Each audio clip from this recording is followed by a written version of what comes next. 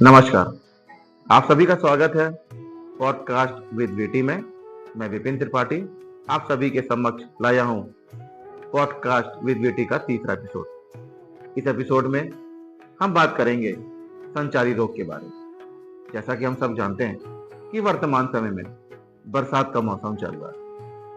बरसात के मौसम में गांव गलियों में, शहरों में बहुत गंदगी हो जाती है और उस गंदगी की वजह से कीटाणु होते हैं और कीटाणुओं के माध्यम से हमारे शरीर में बीमारियां फैलती हैं। तो आज हम ये जानने का प्रयास करेंगे कि हमारे विद्यालय के बच्चों को संचारी रोग के बारे में कितनी समझ है, और हम ये भी जानने का भी प्रयास करेंगे कि किस तरीके से संचारी रोग के लक्षण होते हैं, क्या रोकथाम होती है और किस प्रकार से ये फैलता है। तो चलिए कार्यक्रम की शुरुआत हम करते हैं अपने विद्यालय के बच्चों के परिचय के साथ। सबसे पहले हम स्वागत करेंगे कक्षा 8 से निकिता का, कक्षा 7 से कनकलता का और कक्षा 8 से ही रिया का। चलिए सबसे पहले हम बात करते हैं रोग या बीमारी क्या है। जब भी हमारे शरीर में कोई विकार उत्पन्न होता है तो वो रोग या बीमारी कहलाता है। और जब बात संचारी रोग की आती है, संचार अर्थात जब वो एक व्यक्ति से दूसरे व्यक्ति में फैलता है तो वो संचारी रोग हो जाता है। चलिए अब चलते हैं अपने कक्षा 8 की रिया के पास और जानने का प्रयास करते हैं कि संचारी रोग के बारे में उनको और क्या जानकारी है, जिससे कि हमारे अन्य बच्चे भी इससे लाभान्वित हो सकें।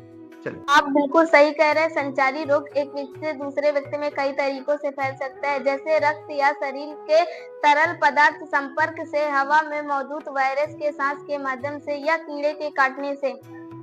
बहुत सही रिया, आपने संक्रामित रोग को बहुत अच्छे से परिभाषित किया है।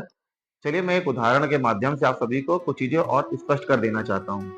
यहाँ पर अभी रिया ने बताया कि तरल पदार्थ के संक्रमण से हम जानते हैं बच्चों की जब भी हमें जुकाम होती है तो जुकाम से हम लोग क्या करते हैं, छींकते हैं। तो छींकने से क्या होता है, हमारे नाक से कुछ तरल पदार्थ निकलता है। तो उस तरल पदार्थ के अंदर कुछ जीवाणु भी होते हैं। जैसे हमारे बगल में कोई बैठा है, हम छींकते हैं तो ये बिल्कुल संभावना है कि हमारा जो बगल वाला व्यक्ति है वो भी जुकाम से संक्रमित हो जाए। तो अगर आपको कभी उदाहरण देना पड़े तो आप इस तरीके से संक्रामक रोग के बारे में इस प्रकार उदाहरण आप दे सकते हैं। तो रिया कुछ और भी कहना चाहती हैं आप इस विषय में? जी सर, किसी विशिष्ट मानव या पशु मेजबान में रोगजनक जैविक एजेंटों का संक्रमण उपस्थित और विकास संचारी रोगों के कारण होता है, जिन्हें आमतौर पर संक्रमण या संचारी रोग कहा जाता है। अभी हमने अपने विद्यालय की छात्रा रिया के माध्यम से जाना कि संचारी रोग क्या है। चलिए अब आगे बढ़ते हैं अपनी दूसरी छात्रा की तरफ और जानने का प्रयास करते हैं कि कैसे फैलता है ये संचारी रोग। चलिए।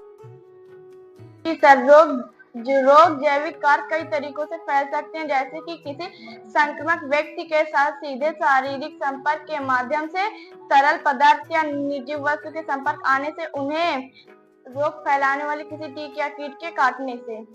बहुत बढ़िया बच्चों, आप लोगों ने संक्रामक रोग की परिभाषा ही बता दी और किस तरीके से ये फैल सकता है आपने ये भी बता दिया है। चलिए अब आगे बढ़ते हैं और जानने का प्रयास करते हैं कि अगर हमें संक्रमित रोग हो जाए तो मालूम कैसे चलेगा, क्या लक्षण है इसके। चलिए फिर से चलते हैं अपनी छात्रा कनक के पास और जानने का प्रयास करते हैं। जी सर, आमतौर पर कोई भी रोगाणु मानव शरीर में प्रवेश करते ही प्रजनन करना शुरू कर देता है।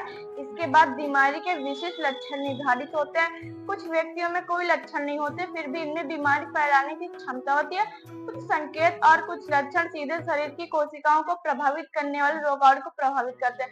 कुछ क्रिया प्रणाली क्रियाओं के फलस्वरूप होते हैं। कुछ संक्रमक रोग मामूली हो सकते हैं, हालांकि इनके लक्षणों की गंभीरता थोड़े समय तक ही रहती है। कुछ रोग गंभीर और जानलेवा भी हो सकते हैं। बहुत शानदार कनक, आपने बहुत सारे लक्षण हम सभी को बताए। चलिए एक उदाहरण मैं देना चाहूंगा आपको। आपने देखा होगा कि 1.5 से 2 साल पहले हमारे बीच में एक कोरोना नाम की बीमारी आई थी। वो भी बहुत ज्यादा जानलेवा थी और वो भी संक्रमण के माध्यम से फैलती थी। उसमें हम लोगों को बचाव के लिए टीके लगाए गए और इसके साथ में भी हम लोग जब भी किसी को संपर्क में आते थे तो हम लोग क्या करते थे, सैनिटाइजर का प्रयोग करते थे और मास्क लगाते थे। आप लोगों ने एक और बीमारी का भी नाम सुना होगा जिसको हम लोग टीबी कहते हैं। हम लोग इस चीज का अवश्य ध्यान दें कि जब भी हम किसी टीबी के मरीज से मिले तो मास्क लगाकर मिले, और जब भी उससे स्पर्श हो जाए तो हम लोग सैनिटाइजर का प्रयोग अवश्य करें अथवा अपने हाथ को अच्छे से साबुन से धुलें। तो इस प्रकार से हम बीमारियों से बच सकते हैं। चलिए अब जानने का प्रयास करते हैं कि ऐसे कौन से सूक्ष्म जीव हैं जो हमारे शरीर में प्रवेश करके हमको संक्रमित बनाते हैं। चलिए चलते हैं फिर से रिया के पास। सर वायरस और बैक्टीरिया के बारे में बताना चाहती हूँ। बैक्टीरिया वे सूक्ष्म एक कोशिका जीव है। बैक्टीरिया पृथ्वी पर लगभग हर जगह पाया जा सकता है। वायरस अनुवांशिक सामग्री वाले सूक्ष्म रोगजनक होते हैं। कनक, आप भी कुछ सूक्ष्म जीवों के बारे में बताएंगी? सर मैं दो सूक्ष्मजीव के बारे में बताना चाहूंगी। प्रोटोजोआ, ये एक प्रकार का एक कोशिकीय जीव है। प्रोटोजोआ के होने वाले कारण में मलेरिया और अन्य प्रतिप्राणी भी शामिल है। कवक, यूसीड और काकूद मारूमल कवक के उदाहरण है, जो एक प्रकार का जीव है। कवक की अनगिनती ना जाने किस्में, केवल इनमें 300 तक ही खतरनाक है।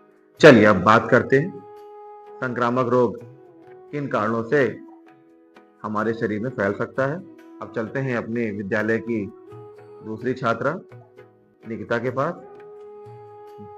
सर संचारी रोग निम्न कारणों से फैल सकता है। रोगजनक से पीड़ित व्यक्ति के साथ शारीरिक स्पर्श, किसी अन्य व्यक्ति की खांसी व छींक के माध्यम से रोगाणु को पकड़ना और उसकी बूंदों को सांस, रोगाणु फैलाने वाले जानवर या कीट के काटने से, दूषित भोजन या जल का सेवन करने से संचारी रोग फैलता है। संचारी रोग के उपचार के लिए टीके घातक आक्रमणकारियों से होने वाली बीमारियों को पहचान कर उनसे लड़ने के लिए प्रतिरक्षा प्रणाली प्रशिक्षित करके संक्रमण को फैलने के जोखिम को भी कम करता है। जबकि लोग टीकाकरण के बाद भी बीमारी से संक्रमित हो सकते हैं। इनके लक्षण आमतौर पर टीकाकरण के बिना होने वाली लक्षणों के तुलना में हल्के होते हैं। चलिए अब हम लोग बात करते हैं संक्रामक रोगों के उपचार और रोकथाम के बारे में। चलिए फिर से हम चलते हैं।